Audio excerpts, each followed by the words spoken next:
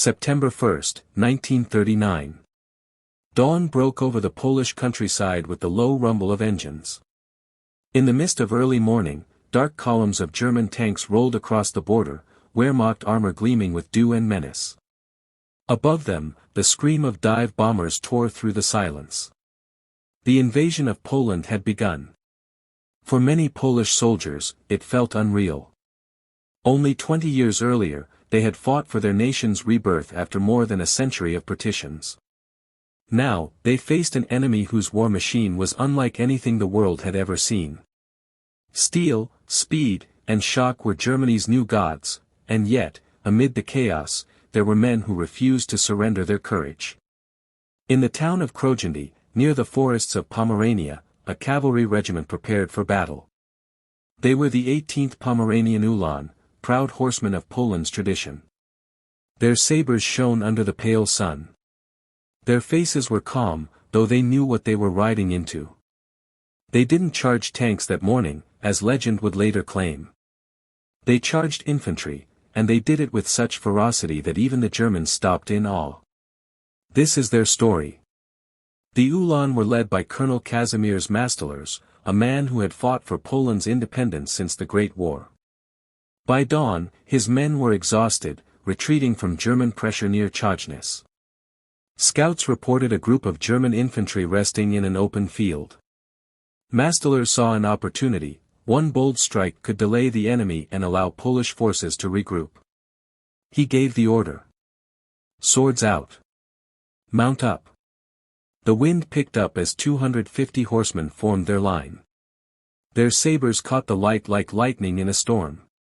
Behind them, the forest whispered, ahead, the field waited, open and deadly. Mastalers' voice rose above the wind. For Poland, charge. The earth shook as the Uhlans thundered forward. Horses pounded across the grass, sabers raised high. German soldiers looked up from their campfires, and froze. No one expected a cavalry charge in 1939. The Poles struck like a storm.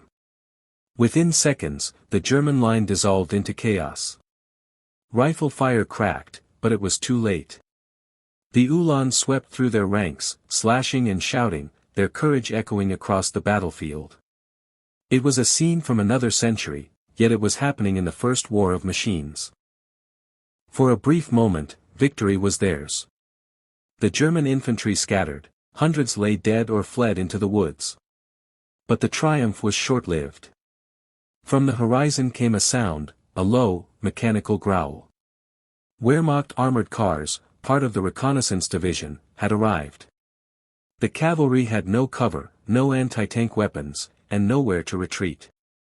Machine guns opened fire. The field that had moments ago been a blur of courage now turned into a killing ground. Horses screamed, riders fell, and sabers dropped silently into the mud. Colonel Mastalers tried to regroup his men, but the armored vehicles tore through the formation. He was hit while covering the retreat of his subordinate, Eugeniusz Swiesiak. Both were killed. The survivors scattered into the forest, some dragging wounded horses, others limping on foot. They had fought for minutes, but their stand would echo for decades. Later that day, German war correspondents arrived at the scene.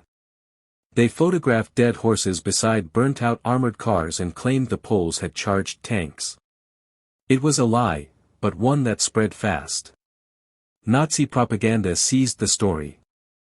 Newspapers in Berlin mocked Poland's medieval bravery. They said Polish cavalry had attacked German panzers with swords, a suicide mission, proof of a primitive army. What they didn't show was that the charge at Krojanty had achieved its purpose. It delayed the German advance, allowing Polish units to withdraw and reorganize. It was a tactical victory, wrapped in tragedy. In truth, the Polish cavalry was far from medieval. Each regiment carried anti-tank rifles, machine guns, and mortars. Their horses weren't symbols of backwardness, they were a necessity, fast and mobile on terrain where trucks would have sunk in mud. But the myth stuck. Even after the war, many believed the Poles had foolishly charged tanks with sabers. In reality, the Uhlans had proven something the world forgot: courage can still shock the modern mind. As one German officer later admitted, we did not expect them to fight like that. They were mad, but brave. The Battle of Krojanty was only one of several cavalry actions in 1939. Others, like those at Mokra and Wielka Weglowa, saw Polish horsemen charge motorized infantry and even damage German tanks with anti-tank rifles. They fought not out of ignorance, but out of desperation and honor. In one encounter near Mokra, the Uhlans cavalry brigade ambushed a column of German tanks using wooded terrain for cover. They knocked out several vehicles and disappeared before air support arrived. By mid-September, though, Poland was collapsing. Surrounded by Germany from the west and the Soviet Union from the east, the defenders had no chance. But across the nation, cavalrymen fought to the last, sometimes charging, sometimes fighting on foot, always refusing surrender. When historians study courage, they often look to great victories. Yet sometimes, the most enduring courage is found in defeat. The charge at Krojanty didn't change the outcome of the war, but it changed how history remembered Polish honor. In modern Poland, monuments still stand for the Uhlans. Their bravery, once mocked, is now remembered with pride. Every year, on September 1st, reenactors gather in the fields near Krojanty. Horses gallop once more beneath the Polish flag, sabers flashing in tribute. As a historian, I tell my students, war is rarely about logic. It's about conviction, the will to act even when reason says it's hopeless. The Uhlans of 1939 knew they couldn't stop the German army. But for a few blazing moments, they rode as free men defending their homeland. And for that, even their enemies could not help but feel a shiver of respect. One German officer, riding home after the invasion, said simply, "We have won the field. But the Poles, they have won our admiration." History remembers many great armies. But the men of Krojanty remind us that courage is timeless, and that even against tanks and terror, the human spirit can still charge forward.